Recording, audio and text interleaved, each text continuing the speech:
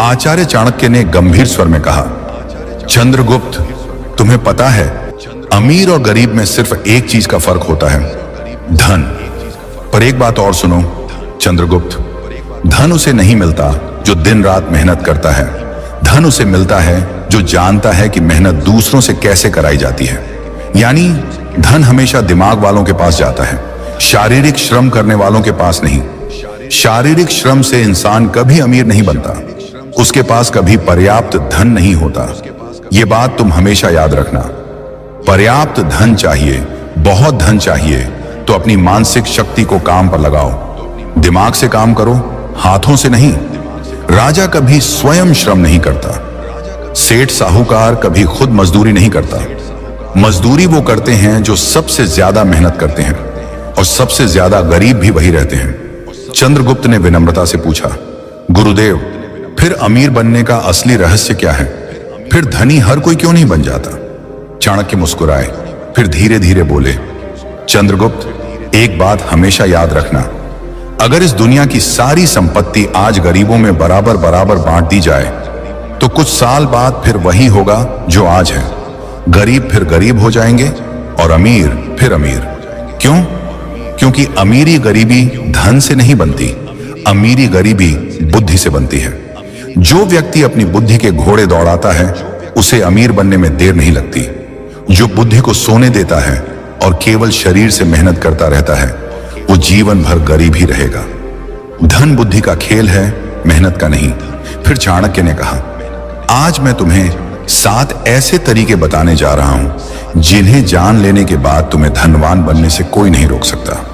ये 7 तरीके चाणक्य नीति के सबसे गहरे सूत्र हैं। इन पर अगर तुम अमल करोगे तो एक दिन पूरा भारत तुम्हारे नाम का जयकारा करेगा। और फिर चाणक्य ने पहला सूत्र बताया, नियम 1, अपनी अक्ल में पैसा लगाओ। यह सबसे बड़ा निवेश है। अगर तुम सचमुच धनवान बनना चाहते हो, जीवन में वह ऊंचाई छूनी है जहां न पैसों की कमी रहे, न सम्मान की, न स्वतंत्रता की, तो सबसे पहला और सबसे जरूरी काम यह है कि तुम अपना सारा ध्यान, सारा पैसा और सारा समय सबसे पहले अपनी अक्ल पर लगाओ। मैंने तुम्हें पहले ही कहा था, शारीरिक श्रम छोड़ दो। हाथ पैर से मेहनत करने में कोई बुराई नहीं, लेकिन वो तुम्हें एक सीमा तक ही ले जाएगी। उस सीमा के बाद रुक जाओगे। मजदूर दिन रात हथौड़ा मारता है, फिर भी 2 जून की रोटी को मोहताज रहता है। क्यों? क्योंकि उसने अपनी अक्ल को कभी नहीं खोला। दिमाग के घुड्डे को दौड़ाओ, और दौड़ाने का मतलब है सीखो, सीखते रहो, जीवन के अंतिम क्षण तक सीखते रहो। जो व्यक्ति सीखना बंद कर देता है वो जीते जी मर जाता है, उसकी कमाई भी मर जाती है। नियम 2, मौके खुद नहीं आते, उन्हें पहचानना पड़ता है। अवसर कालेन आगच्छति कालेन च नश्यति तम या सन्नादति स सिद्धिम प्राप्नोति। अर्थात अवसर समय के साथ आता है और समय के साथ नष्ट भी हो जाता है। जो उसकी ध्वनि सुन लेता है वही सिद्धि प्राप्त करता है। धनवान बनना है तो सबसे दूसरा और सबसे नियम यह है कि तुम्हें अवसरों की आंखें खोलनी पड़ेंगी। अवसर कभी दरवाजा खटखटाकर नहीं आते। भाई साहब, मैं आपका मौका हूं, मुझे अंदर आने दो, कहते हुए नहीं आते। अवसर हमेशा भेष बदल कर आते हैं। कभी वो किसी मुसीबत के रूप में आते हैं, कभी किसी ताने के रूप में, कभी किसी दोस्त के मुंह से निकले एक वाक्य के रूप में। ज्यादातर लोग इन्हें देखकर कन्नी काट लेते हैं, और जो इन्हें पहचान लेते हैं वही करोड़पति अरबपति बनते हैं। मैं तुमसे कहता हूं, अगर तुम धनवान बनना चाहते हो तो आज से यह प्रण कर लो, मैं कोई भी अवसर गंवाऊंगा नहीं। चाहे सीखने का हो, कमाने का हो, जुद्धने का हो, घूमने का हो, कुछ नया करने का हो, मैं उसे पकड़ दूंगा। याद रखो, धन तुम्हारे पास नहीं आता, धन तुम तक आने का रास्ता ढूंढता है, और वो रास्ता है अवसर। जितने ज्यादा अवसर तुम पकड़ डरोगे उतने ही ज्यादा रास्ते धन के लिए खुलते जाएंगे। और अगर तुम अवसरों को चूकते रहे तो चाहे कितना भी पहला नियम सीखना फॉलो कर लो, तुम्हारी सारी सीख बेकार हो जाएगी, क्योंकि सीख का इस्तेमाल करने के लिए मौका चाहिए। नियम 3, समय धन से भी कीमती है। अगर तुम सचमुच धनवान बनना चाहते हो, करोड़ों अरबों नहीं बल्कि वो स्वतंत्रता हासिल करनी है जहां पैसा तुम्हारा गुलाम बने, न कि तुम पैसे के गुलाम रहो, तो आज से एक बात हमेशा के लिए गांठ बांध लो, समय पैसों से 1000 गुना ज्यादा कीमती है। पैसा खो गया तो दोबारा कमा लोगे, लेकिन समय खो गया तो वो हमेशा हमेशा के लिए चला गया। एक बार गया तो लौटकर कभी नहीं आएगा। दुनिया के सारे अमीर लोग एक ही बात पर सहमत हैं, उनका सबसे बड़ा हथियार उनका समय था और सबसे बड़ी पूंजी उनका समय का अनुशासन था। अगर तुम आज भी अपना समय बर्बाद कर रहे हो तो तुम धनवान बनने के लायक नहीं हो, क्योंकि धनवान बनना कोई खेल नहीं है, ये युद्ध है। और इस युद्ध में जो सबसे ज्यादा अनुशासित होता है वही जीतता है। धन तुम्हारे पास तभी आएगा जब तुम उसे साबित कर दोगे कि तुम उसके लायक हो, और तुम ये तभी साबित कर सकते हो जब तुम अपना हर पल, हर सांस, हर मिनट उसे समर्पित कर दोगे। आज से प्रण कर लो, मेरा समय मेरा सबसे बड़ा खजाना है, मैं इसे किसी को छूने भी नहीं दूंगा। न फालतू लोगों को, न फालतू आदतों को, न फालतू विचारों को। मेरा हर मिनट मेरे लक्ष्य के लिए होगा। मैं 24 में से 24 घंटे अपने सपने को दूंगा। जब तक सांस है तब तक रुकूंगा नहीं। इसी एक नियम को जीवन में उतार लोगे तो 7 में से बाकी नियम अपने आप तुम्हारे जीवन में आने लगेंगे, क्योंकि जिसने समय पर कब्जा कर लिया उसने धन पर, जीवन पर, भाग्य पर कब्जा कर लिया। नियम 4, धन आने से पहले खुद को तैयार करो। धन कमाना कठिन नहीं है, सच में कठिन है धन को अपने पास रोकना।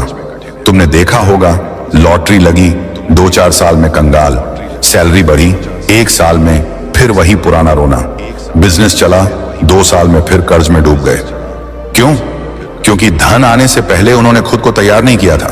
वे बर्तन थे पर छलनी थे, पानी डालो सारा नीचे। मां लक्ष्मी बहुत चतुर हैं, वे वहां नहीं ठहरती जहां संयम नहीं, जहां नियंत्रण नहीं, जहां आदतें गंदी हैं। धन एक नदी है, अगर तुमने बांध नहीं बनाया तो वह बह जाएगी, और बांध बनता है तुम्हारे अंदर, तुम्हारी आदतों में, तुम्हारे चरित्र में। इसलिए आज का नियम सबसे कठोर और सबसे जरूरी है। धन आने से पहले खुद को तैयार करो। अगर तुम आज गरीब हो पर संयम सीख लोगे तो कल अमीर बनकर भी राजा बने रहोगे, और अगर आज अमीर हो पर संयम नहीं सीखा तो कल कंगाल बनकर रोओगे। धन आता है तो तुम्हारी असली परीक्षा शुरू होती है। वह तुम्हें दिखाता है कि तुम सच में कौन हो। लालच है या संतोष, अहंकार है या विनम्रता, फिजूल खर्ची है या विवेक, दिखावा है या गरिमा। ज्यादातर लोग इस परीक्षा में फेल हो जाते हैं। पहली बड़ी सैलरी आई नहीं कि नई गाड़ी, नया फोन, पार्टी, शराब, मौज मस्ती। 2 साल बाद फिर वही पुरानी साइकिल। मैं तुमसे कहता हूं, धन आने से पहले खुद को ऐसा बना लो कि जब करोड़ों आए तब भी तुम पहले जैसे ही रहो। जूते पुराने हों या इतालवी, तुम्हारा चलना वही रहे। खाना ढाबे का हो या 5 सितारा, तुम्हारी भूख वही रहे। यही असली तैयारी है।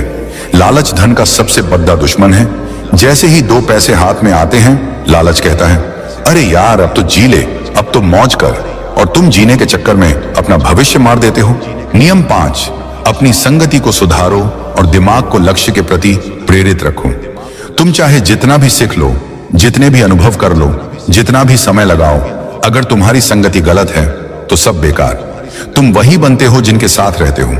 तुम्हारी कमाई, तुम्हारा चरित्र, तुम्हारा भाग्य, तुम्हारा भविष्य, ये सब तुम्हारे आसपास के 5 लोगों के औसत से तय होता है। तुम जहां बैठते हो, जिसके साथ चाय पीते हो, जिसके साथ रात को फोन पर घंटों गप्पे मारते हो, वही बताता है कि 10 साल बाद तुम कहां होगे। जो मनुष्य धनवान बनना चाहता है वह सबसे पहले अपनी संगति को देखे, क्योंकि जिस प्रकार लोहे की कील लोहे से ही तेज होती है, उसी प्रकार मनुष्य का चित्त उसी के समान हो जाता है जिसके साथ वह अधिक समय बिताता है। जब तुम नीच, आलसी, लंपट, नकारात्मक बोलने वाले लोगों के बीच रहते हो तो तुम्हारा मन भी वैसा ही हो जाता है। तुम्हें लगता है, अरे दुनिया में कुछ नहीं हो सकता, पैसा तो किस्मत से आता है, मेहनत करने से कुछ नहीं होता, और ऐसे विचारों से तुम स्वयं ही अपने पांवों पर कुल्हाड़ी मार लेते हो। पर जब तुम उच्च चिंतन वाले, धनवान, विद्वान, संयमी और लक्ष्यनिष्ठ लोगों के बीच रहते हो तो तुम्हारा मन भी ऊंचा उठने लगता है। तुम्हें स्वयं ही लगने लगता है, मैं भी कर सकता हूं। चंद्रगुप्त, जीवन में एक बात हमेशा याद रखना, उधार वो दीमक की तरह है जो रिश्ते को खोखला कर देता है, चाहे वो रिश्ता कितना ही मजबूत क्यों ना हो। और इन्हीं उधारों से धन की सबसे ज्यादा हानि होती है। जीवन में धन मांगने के लिए अक्सर हमारे अपने खास रिश्तेदार आते हैं, कभी कभी दोस्त भी, लेकिन हम ना कहने में हिचकिचाते हैं, डरते हैं कि कहीं रिश्ता टूट ना जाए। हकीकत यह है कि बहुत से लोगों को पता ही नहीं होता कि ना कैसे कहा जाए, क्योंकि उनके पास सही शब्द या तरीका नहीं होता। लेकिन आज मैं तुम्हें यही रणनीति बताऊंगा। जब कोई तुमसे उधार मांगने आए, अगर तुम ये 3 सवाल पूछ लोगे तो वो खुद ही उधार मांगने के बजाय कोई और बहाना बनाकर तुम्हारे यहां से चुपचाप निकल जाएगा। लेकिन चंद्रगुप्त, ये एक विद्या है जो डर से मुक्ति देती है। अगर तुम नहीं जानोगे तो हमेशा उलझते ही रहोगे, क्योंकि मैंने अक्सर देखा है कि लोग इसी वजह से अपनी जिंदगी की कमाई गंवा बैठते हैं। नमस्कार दोस्तों, डे इंस्पायर्ड चैनल में आपका फिर से स्वागत है। अगर आपको भी चाणक्य नीति पसंद आती है तो कमेंट में जरूर बताएं कि आप भारत के किस राज्य से ये वीडियो देख रहे हैं, ताकि हम समझ सकें कि हमारी बातें कहां कहां तक पहुंच रही हैं। और चलिए बिना देर किए वीडियो की शुरुआत करते हैं। दोस्तों, चाणक्य की ये बातें आज भी उतनी ही सच्ची हैं जितनी उस पुराने जमाने में थी। कल्पना कीजिए, चाणक्य के समय में पाटलिपुत्र की गलियों में एक साधारण व्यापारी रहता था। नाम था विष्णुदास। वो दिन रात मेहनत करके अपना व्यापार चलाता था, अनाज बेचता था और थोड़ी बहुत बचत करता था अपने परिवार के लिए। एक दिन उसका दूर का रिश्तेदार आया, बोला, भाई मेरी फसल बर्बाद हो गई है बाढ़ में, बस थोड़े पैसे उधार दे दो, अगली फसल में लौटा दूंगा। विष्णुदास का दिल पसीज गया। उसने अपनी सारी बचत दे दी। लेकिन महीने बीत गए, साल बीत गए, वो रिश्तेदार नजर नहीं आया। बाद में पता चला कि उसने वो पैसे अपनी ऐशो आराम में उड़ा दिए थे। विष्णुदास का परिवार भूखा रहा, बच्चे स्कूल नहीं जा सके और वो रिश्ता, वो तो पहले ही खोखला हो चुका था। चाणक्य कहते थे, धन की रक्षा करना परिवार की रक्षा करना है। आज के समय में भी यही हो रहा है। लोग फोन पर मैसेज करते हैं, भाई इमरजेंसी है, 50,000 उधार दे दे, और हम देते हैं क्योंकि नहीं देना हमें बुरा लगता है। लेकिन सच्चाई ये है कि पैसा देने के बाद रिश्ता और मजबूत होने के बजाय कमजोर हो जाता है। क्यों? क्योंकि अगर पैसा वापस नहीं आया तो झगड़े शुरू हो जाते हैं, और अगर मांगो तो तुम विलेन बन जाते हो। अब सवाल यह है कि हम इस जाल से कैसे बचें। चाणक्य की नीति हमें बताती है कि भावनाओं में बहना बंद करो और बुद्धि से काम लो। मैं आपको बताऊंगा वो 5 तरीके जो चाणक्य ने बताए थे, लेकिन सरल भाषा में, जैसे कोई बूढ़ा गुरु अपने शिष्यों को समझा रहा हो। इन तरीकों से आप ना कह सकेंगे बिना किसी को दुख पहुंचाए। और हाँ, मैं इसमें चाणक्य के समय की कहानियां जोड़ूंगा, ताकि आप महसूस कर सकें कि ये सिद्धांत कितने पुराने हैं लेकिन आज भी काम करते हैं। जैसे आज के समय में कोई क्रेडिट कार्ड का इस्तेमाल करके कर्ज में फंस जाता है, वैसे ही उस जमाने में लोग साहूकारों के चंगुल में फंसते थे। लेकिन चाणक्य कहते थे, बुद्धिमान वो है जो कर्ज का जाल खुद नहीं बुनता। चलिए पहले तरीके से शुरू करते हैं। ये है, तुरंत जवाब न दो। चाणक्य इसे समय की ढाल कहते थे। जब कोई पैसा मांगे, चाहे वो कितनी बड़ी मुसीबत बता रहा हो, उसी वक्त हाँ या ना मत कहो। बस मुस्कुराकर कहो, भाई मैं तुम्हारी परेशानी समझता हूं, लेकिन मेरा पैसा अलग अलग जगहों पर लगा हुआ है, मुझे अपने हिसाब किताब देखने दो, घर वालों से बात कर लूं, कल तक बता देता हूं। ये 24 घंटे आपको सोचने का मौका देते हैं और सामने वाले की नीयत भी परख लेते हैं। चाणक्य के समय में एक राजकुमार था जो हमेशा जल्दबाजी में फैसले लेता था। एक बार एक जासूस उसके पास आया, बोला, महाराज मुझे तुरंत सोने की मुद्राएं चाहिए, दुश्मन की जासूसी के लिए। राजकुमार ने उसी वक्त दे दी। बाद में पता चला वो जासूस दुश्मन का था। चाणक्य ने राजकुमार को डांटा, समय लो, सोचो, तब फैसला करो। आज के समय में भी अगर कोई ट्रांसफर करने को कहे तो कहो, बैंक बंद है आज, कल देखते हैं। आप देखेंगे अगर जरूरत झूठी है तो वो इंतजार नहीं करेगा, किसी और के पास चला जाएगा। लेकिन अगर सच्ची है तो इंतजार करेगा। यह तरीका आपको आसान शिकार होने से बचाता है। मैंने खुद देखा है, मेरे एक दोस्त ने ऐसा किया। उसका चचेरा भाई आया, 20,000 मांगे। दोस्त ने समय मांगा।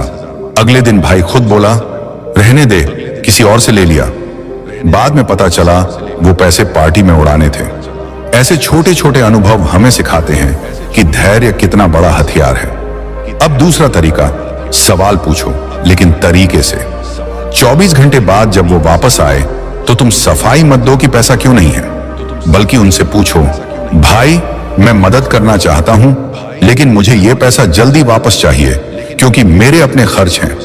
तुम्हारा वापस करने का ठोस प्लान क्या है? पैसा कहां से आएगा? यह सवाल उनकी नीयत को नंगा कर देता है। चाणक्य कहते थे, सवाल वो तीर है जो झूठ को भेद देता है। उनके समय में एक साहूकार था जो लोगों से उधार लेता था, लेकिन चाणक्य ने अपने शिष्यों को सिखाया, पूछो कैसे लौटाओगे?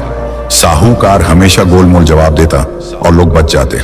आज के समय में भी अगर कोई कहे सैलरी से दे दूंगा तो ठीक है, लेकिन अगर बोले चिंता मत कर, भरोसा रख, तो सावधान हो जाओ। तब तुम कहो भरोसा तो है, लेकिन रिश्ता पैसों से ऊपर है। अगर पैसा नहीं लौटा तो रिश्ता खराब हो जाएगा, और मैं वो नहीं चाहता। ये बात उन्हें सोचने पर मजबूर कर देगी। एक बार मेरी मौसी के साथ ऐसा हुआ। उनका भतीजा आया, पैसे मांगे। मौसी ने सवाल पूछा। भतीजा हकलाया और खुद ही बोला, रहने दे चाची, मैं किसी और से ले लूंगा। बाद में पता चला वो पैसे शेयर मार्केट में लगाने थे, जहां वो हार गया था। ऐसे में सवाल पूछना आपको रक्षक बनाता है, न कि लुटेरा।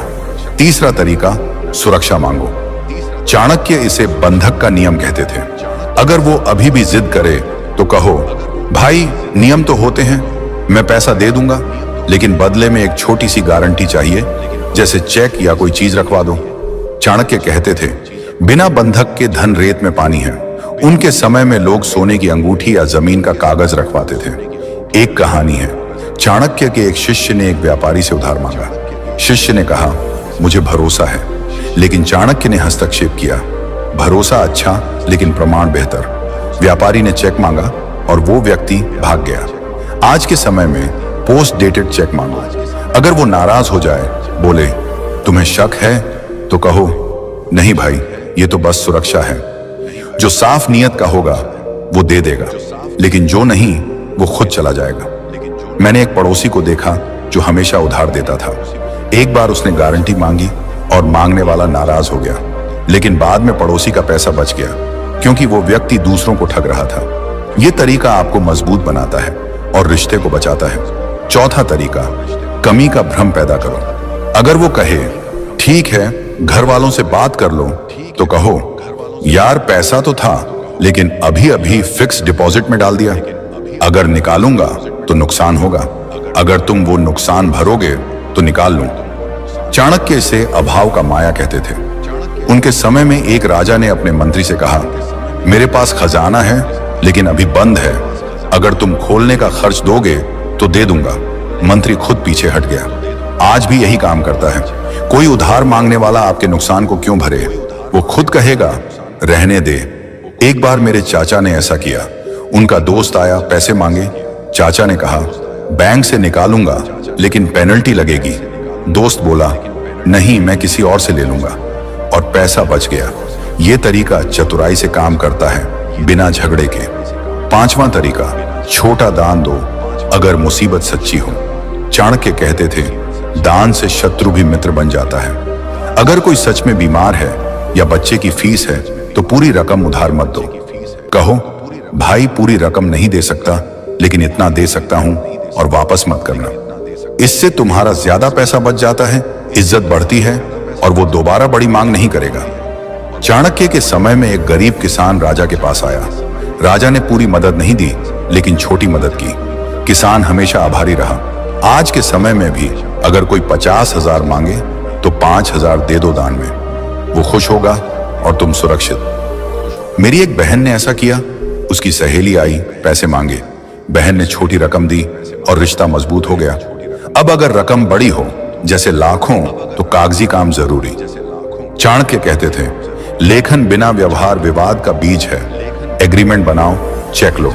जो साफ होगा वो मान जाएगा, जो नहीं वो भागेगा। अंत में चाणक्य की सीख, रिश्ते की कीमत समझो। अगर पैसा न देने से रिश्ता टूटे तो वो रिश्ता था ही नहीं। स्वयं की रक्षा करो। आज से नियमों को अपनाओ। समय लो, सवाल पूछो, गारंटी मांगो, कमी दिखाओ, दान दो। ना कहना आत्मसम्मान है।